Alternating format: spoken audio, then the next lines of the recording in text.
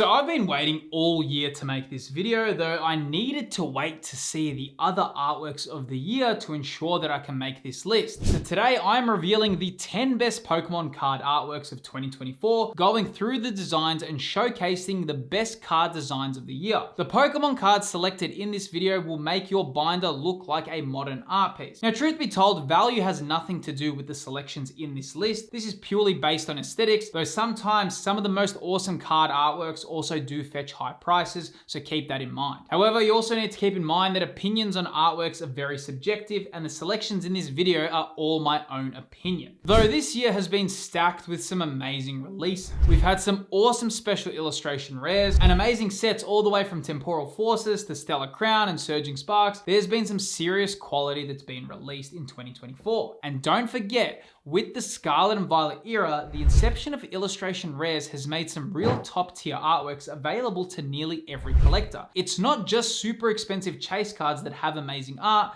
there are a lot of great looking cards within this era. And towards the end of this video, I will reveal which artwork I think will become the most iconic from the Scarlet and Violet era from what's been released so far. However, to kick off the top 10 best artworks of 2024, in the 10th spot, it goes to the Fezandipiti illustration rare from Shrouded Fable. Now, this is illustrated by the same artist who created Umbreon. I mean, I really rate this artwork. It feels as if it's a phoenix rising from the ashes, and it has amazing color. Honestly, I wonder how expensive this card would be if it was a textured SIR. The great thing is that it's so well priced at the moment, so it's an awesome addition to add to your collection. Truth be told, I actually think the Fezandipiti special illustration rare is also pretty cool, but the illustration rare is just levels ahead, and it's definitely one of the highlights of this year. Now, in the 9th spot, I have placed the Dachsbun special illustration rare from Stellar Crown. It's probably one of the cooler SIRs within Scarlet and Violet, and I think this is a highlight of 24. I mean, I love Stellar Crown and how it has this kind of cool food theme. There are some really quirky designs, though this artwork in particular mixes the best of both worlds together. And another great aspect is that it's quite an affordable special illustration rare compared to others.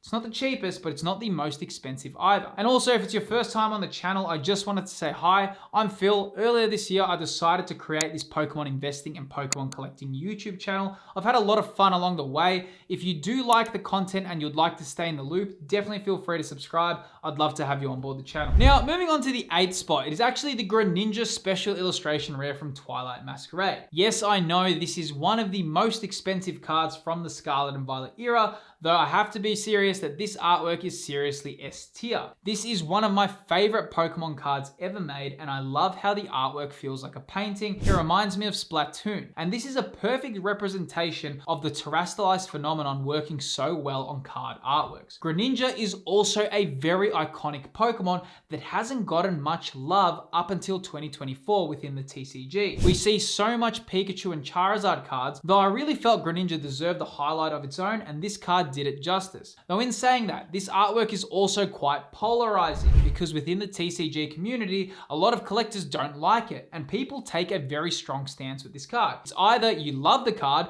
or you cannot stand it. However, to tell you the truth, I've always really loved this artwork. It's super chaotic, and I think it's a huge highlight from 2024. Now, sitting in the next spot, it is the Magneton Surging Sparks promo. Now, this card has gotten a lot of love lately, and it's one of the big reasons why the Surging Sparks Pokemon Center ETB is getting the wild prices it's getting at the moment.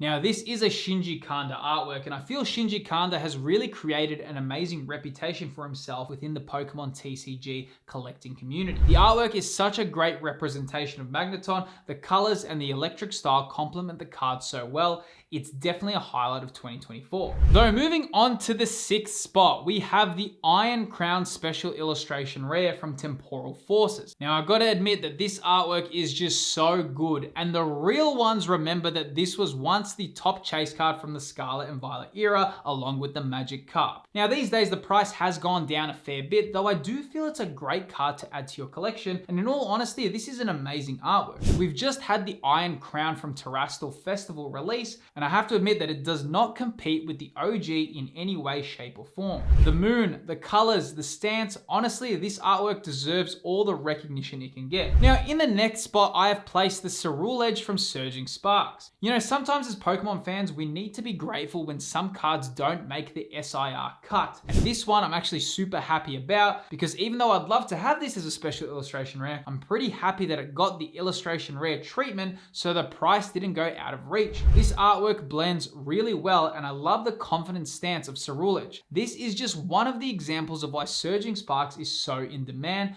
because the illustration rares are just such high quality. Now, sitting in the next spot, we have the latest Umbreon from Terastal Festival. Now, yes, Prismatic Evolutions is releasing in 2025, though the Japanese equivalent Terastal Festival has released, so this is technically a 2024 card. Now, many people have said that the price of this card will become a self-fulfilling prophecy when the English version releases and it's going to reach Moonbreon levels. Though I do agree that it will become a little bit of a self-fulfilling prophecy if the pull rates are similar to Evolving Skies. Honestly, this is looking like one of my favorite Umbreon artworks already, and I may be a little bit biased, though I'm a huge Umbreon fan, and this artwork is S tier. So at the third spot of the best artworks of 2024, it actually goes to two cards, because I think these work best as a pair, though it's the Greninja and Kingdra promos from Shrouded Fable. It's kind of ironic that Shrouded Fable has made this list twice, as a lot of fans consider it the weakest set of 2024, and funnily enough, the Houndoom illustration rare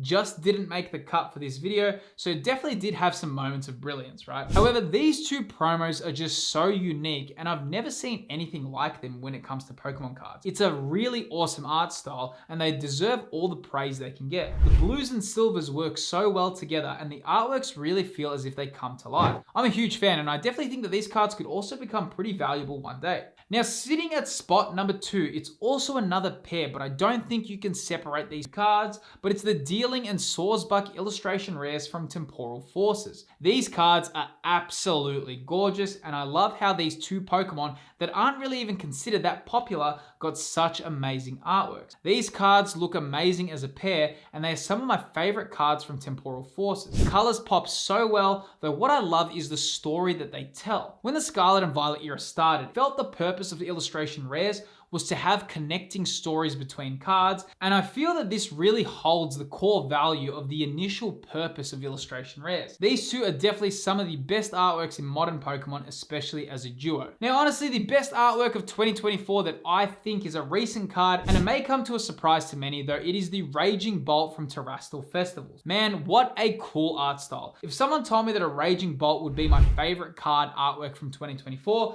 I would have never believed them, though this is already one of my favorite artworks from the whole Scarlet and Violet era. I know it's early days and there may be a bit of recency bias, though the art style of this card is fantastic, and I'd really love to see more of this approach come to life with Pokemon cards. The colors and the faded tones look incredible, and this is my personal chase card of both Terastal Festival and Prismatic Evolutions. Now, as I said earlier in the video about which card artwork I think will be the most impactful for the Scarlet and Violet era so far from what we've seen, it's not from 2024, though I think the Magikarp is a standout from this era. The price of this card is also doing super weird things at the moment, and it does make you wonder if any other cards will also have similar price growth like the Magikarp. Well, I answer that question in this video right here. Within this video on screen, I look over the 10 best Pokemon investments of 2025, and I explain why I think they'll climb in value. Click that video that's appearing on screen right now, and I'll see you there.